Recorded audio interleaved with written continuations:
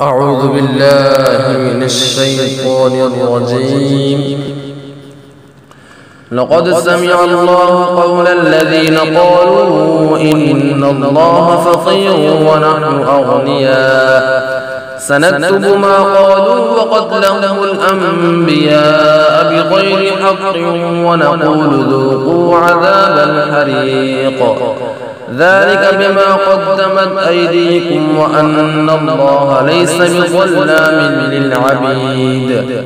الذين قالوا إن الله عهد إلينا ألا نؤمن لرسول حتى يأتينا بقربان تأكله النار قل قد جاءكم رسل من قبلي بالبينات وبالذي قلتم فلم قتلتموهم إن كنتم صادقين فإن كذبوك فقد كذب رسل من قبلك جاءوا بالبينات والزبر والكتاب المنير كل نفس ذائقة الموت وإنما توفون أجوركم يوم القيامة فمن زحزح عن النار وأدخل الجنة فقد فاز وما الحياة الدنيا إلا متاع الغرور.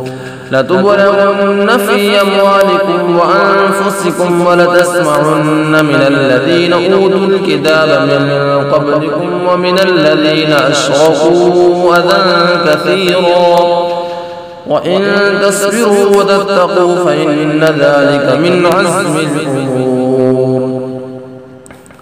وإذ أخذ الله ميثاق الذين أوتوا الكتاب لتبيننه للناس ولا تكتمونه فنبذوه وراء ظهورهم واشتروا به ثمنا قليلا فبئس ما يشترون.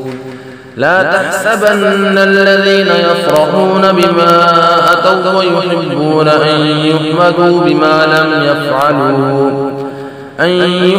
بما لم يفعلوا فلا تحسبنهم بمفازة من العذاب ولهم عذاب أليم.